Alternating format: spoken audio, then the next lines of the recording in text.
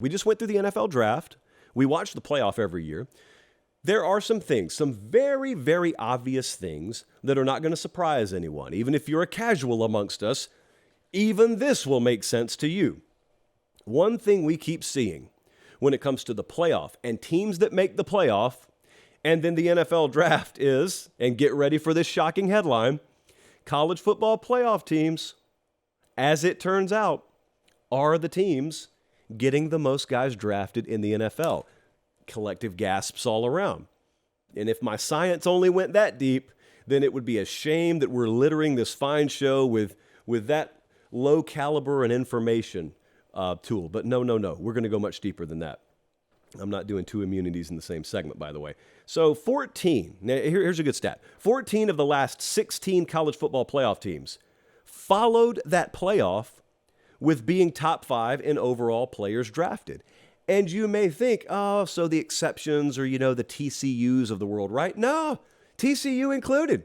TCU had 8 guys drafted this past year, or this past couple of weeks ago. And they played in the national championship last year. So even TCU was within that realm of they go to the playoff and then they finish top 5 having the most guys drafted. It's pretty well correlated. And I don't think that the NFL is just sitting there waiting to see who makes the playoff and saying, all right, we'll just draft everyone off that team, Philadelphia notwithstanding. So then we dive a little bit deeper and we go to the last 4 drafts in total.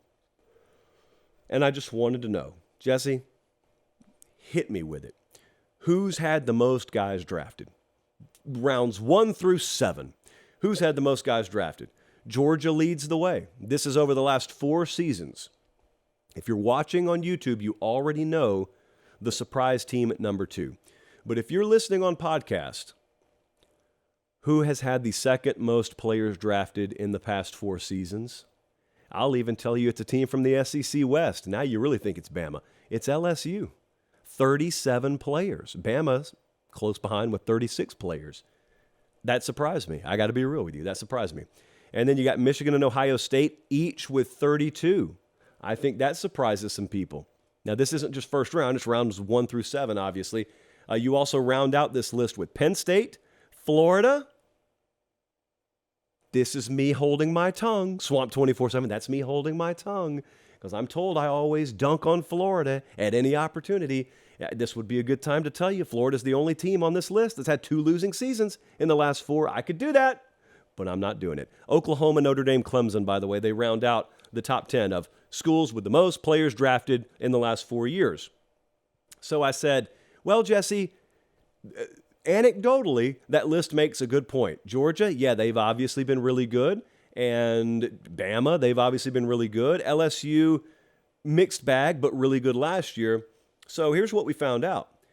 Out of that list of 10 teams, the teams with the most draft picks over the last 4 years, 5 of the top 8 have had at least 1 losing season in the last 4 years. As I mentioned, Florida's had 2 losing seasons in the last 4 years. So this is not some slam dunk, airtight case for you be on this list, you're going to be in the playoff. But what we didn't do, what websites cannot do, that we can do, is we can look into the future. So I told Jesse, because he's very excited about having all this research at his disposal, and I said, but what good does this do if we don't think forwardly with it? And Jesse said, what do you mean? I think he scratched his head while he said it. Am I remembering that right, Jesse? It's pretty much the way it went. Give or take a few ums. I said, hey, mock draft season is year-round now, right? We don't take an off-season, and neither do like Ryan Wilson and the mock draft community guys out there. They just mock and mock and mock. That's all they do. And so what we have at our disposal, and you got to follow me here because this science is going to get really, really complicated. We already have the mock drafts for next year. Not 1, not 2. We got several of them. So I had producer Jesse take a few mock drafts, put them in the hopper, spin that hopper around, aggregate that bad boy, and you know what we know? We already know. And this is airtight, folks. We already know who's going to have the most first-round draft picks, most overall draft picks. And so why wait until January? I can tell you right now, not only do we have a preeminent favorite to win the college football playoff national championship. But we have an overwhelming favorite to win the 2023 national championship. And that is by looking at the team that is slated to have the most first-round picks. Why do we care about that? Because the team with the most first-round picks over the last 6 years has won the title every year. Jesse, who's it going to be? Ohio State's going to win the national championship this year. And the reason I say that is because the mock draft community is telling me with confidence 15 when we aggregate all these mock drafts combined. They average 5 slated first-round draft picks. 5 right now. So 15 out of the... Jesse, what is that? Like every mock draft you looked at, there were 15 total? So 5 is the average, right? And then Bama's got 3 up there on average. That's not surprising. It does not surprise you to hear Ohio State and Alabama. I'm going to get back to Ohio State in a second. But this is where it really gets fun. But you cannot argue with science, people. Don't you do it. Penn State's number 3. Of course they are. And guess who's number 4? Is it Georgia? No. Is it LSU? No. Is it USC? No.